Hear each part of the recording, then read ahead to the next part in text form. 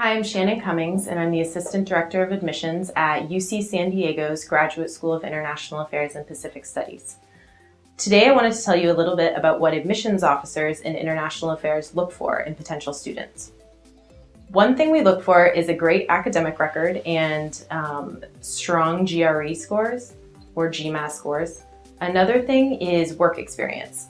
Strong GRE scores means that you scored above the 50th percentile in every section of the GRE. People are admitted with all sorts of GRE scores. There's not generally a minimum cutoff for most schools, but if you're weak in one area, you need to be really strong in another area. So say you have lower GRE scores, then you need to have a really strong GPA and strong work experience. So as far as work experience goes, we admit people with really diverse backgrounds. Some people come into the program straight from undergrad and they have very strong academic records. That's about 20% of our student body. But the rest of people have between 1 and maybe 10 years of work experience. The average is about 2.5 years. And people have done a variety of things like teach English abroad, work for a private company in consulting, work for an international NGO like the International Rescue Committee or Human Rights Watch. And some people have just worked in their communities as a volunteer with AmeriCorps. So really a broad range of experience is applicable to international affairs. There isn't one particular background that we're looking for. Your personal statement is really your time to show us who you are. And you can use that as an opportunity to say something that hasn't been said in the rest of your application. So you don't want to just recite your resume, we can read your resume. Tell us about your passion and your interest in international affairs and anything else that hasn't been communicated anywhere else in your application. If you're applying straight from undergrad, one thing that's going to be really important is that you've had internship experience or significant volunteer experience while you're in school. So maybe you've had a couple different internships, tried out some different fields, and you're confident that this is the route you want to go in your career.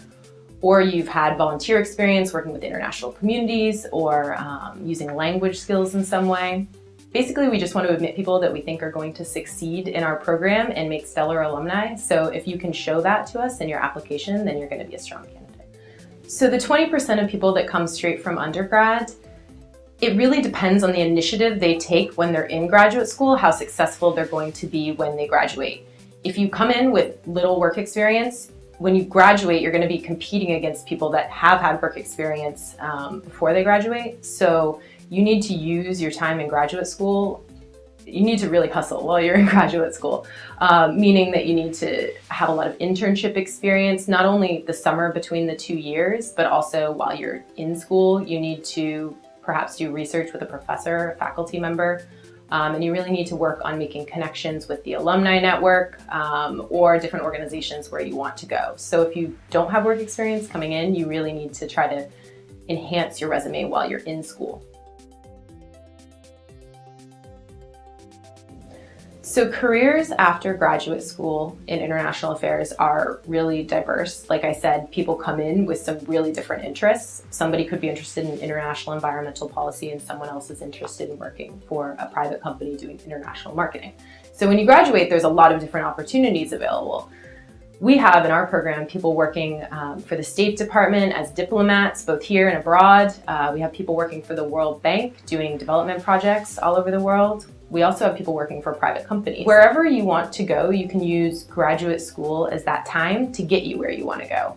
So if you know, say, you want to work for the State Department as a diplomat, then you're going to use your time in graduate school differently than if you didn't know what you wanted to do, because you're going to take the specific classes that are most aligned with your interests, and you're also going to probably try to get an internship with the State Department between your 2 years and make connections there that'll enable you to get the job that you want to get when you graduate.